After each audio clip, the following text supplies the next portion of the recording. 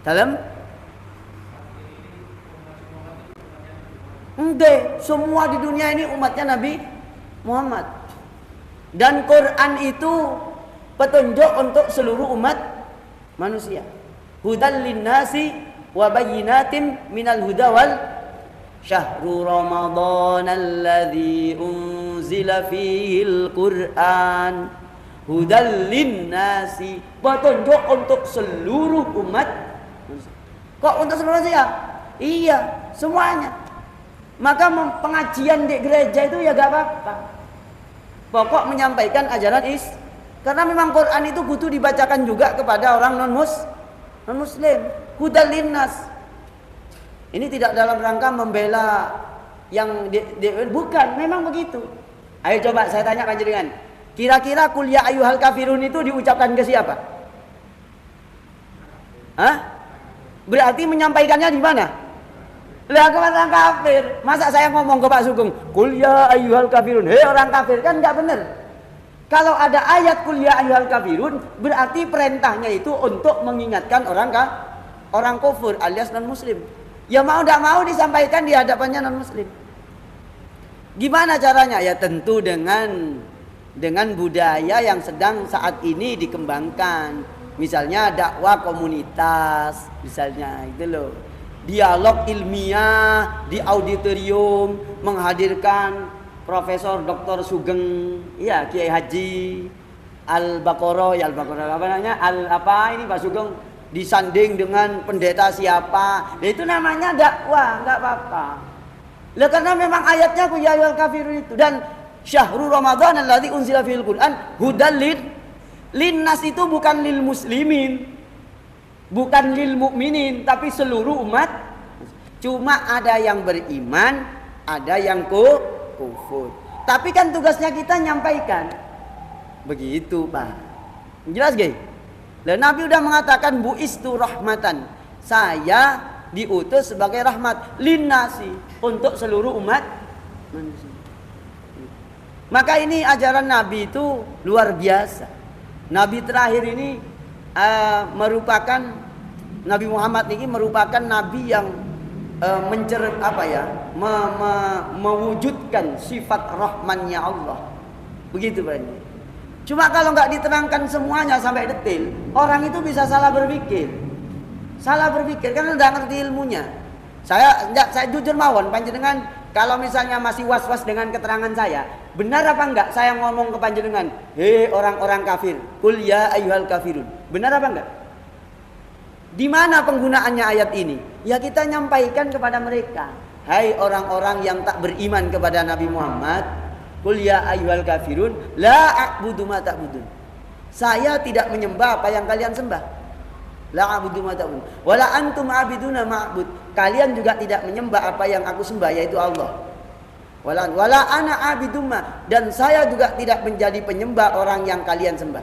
Zat yang Tuhan yang kalian sembah.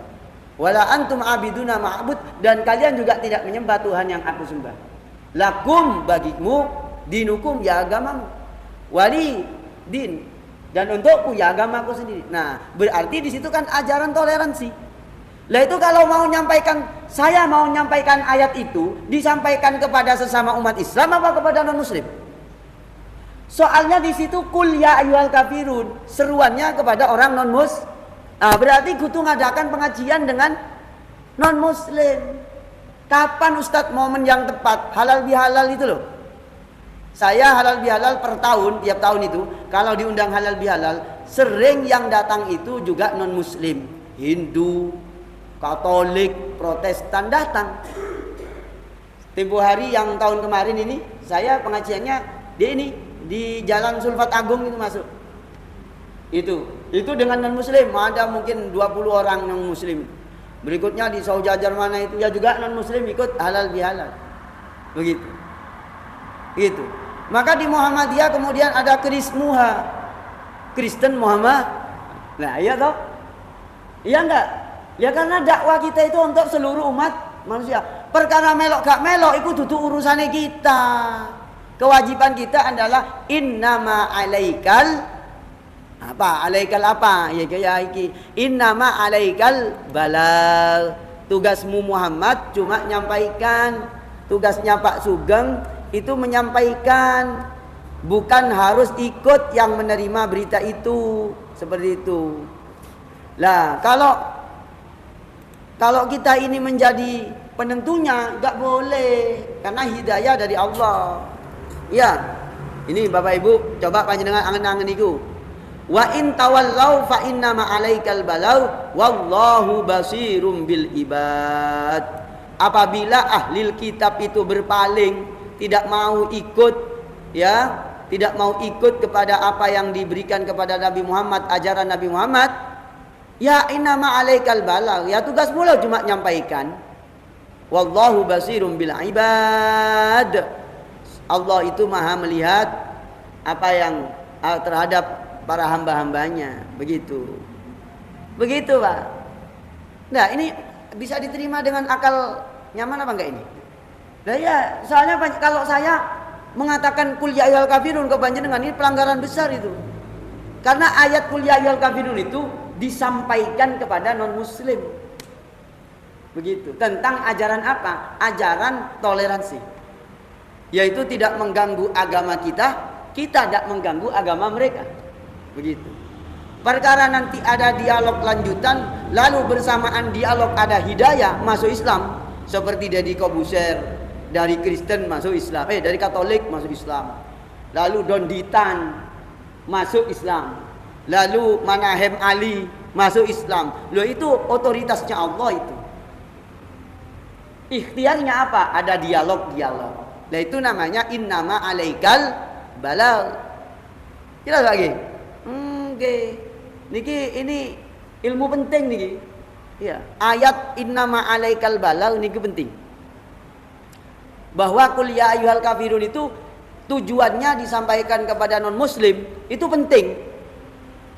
Masa saya ke Pak Mas Bayu bilang qul ya ayyuhal kafirun la a'budu ma ta'bud.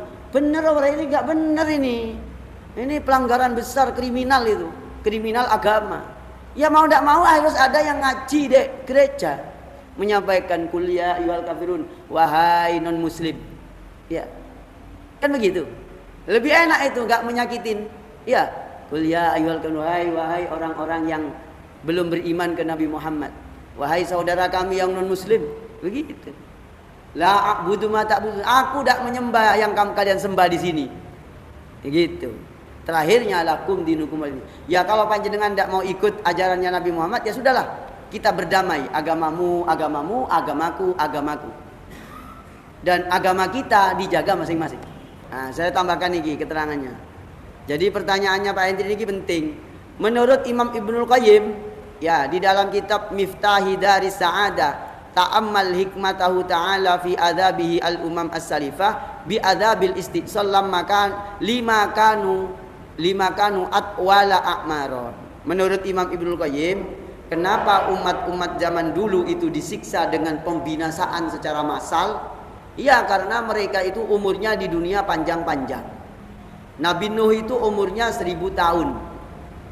Iya. Wa a'dhama aqwan. Wa a'dhama kuwan, dan paling kuat. Zaman dulu itu kaum Ad sudah membuat rumah-rumah di gunung batu, dibolongi. Berarti punya ilmu teknik yang luar biasa. Ya. Wa a'ta 'ala Allah, dan paling maksiat kepada Allah, wa 'ala rusulihi. Falamma taqassarat al-a'mar wa dha'ufat al-quwah rufi'a adabul istisal. Lah sedangkan umatnya Nabi Muhammad, umatnya pendek-pendek, 70 tahun sudah mati. Kalau sampai 90 itu sudah digotong nang-di. Iya. Yang sampai 100 itu jarang kuat sudah. Ya, sudah pakai tongkat 4. Ya. Kalau 80 kadang tongkatnya 1. Nanti kalau sudah 100 itu tongkatnya 4. Kalau sampai 100 lebih itu sudah digotong dah. Megang tongkat gak kuat.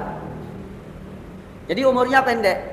Karena umurnya pendek, katanya Imam Ibnul Qayyim, ditiadakan penyiksaan secara massal dan secara pembinasaan massal. Begitu. Jelas gak? Nah, oke, nopo Pak Sugeng?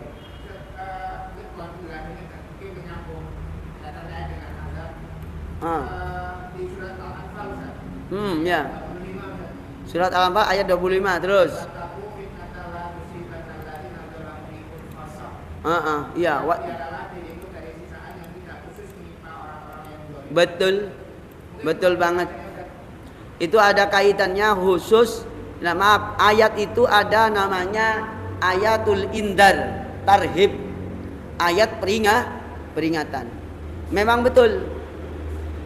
Hindarilah fitnah atau siksaan yang tidak hanya menimpa kepada yang mereka zalim saja, tetapi menimpa kepada yang lain yang tidak zalim. Tetapi tak sampai menyeluruh seperti umatnya Nabi Nuh dihabiskan. Nah, begitu. Tapi hanya lokal, siksa lokal. Misal di Malang yang maksiat itu banyaknya 200.000 orang. Nggih. Nanti yang kena dampak itu sampai 1.800. Jiwanya sementara ada 1 juta. Nah, gitu. Jadi nggak sampai kena. Nggak sampai kena secara massal dan tidak dibinasakan. Masih ada sisanya. Begitu. Itu begitu Pak Sugeng.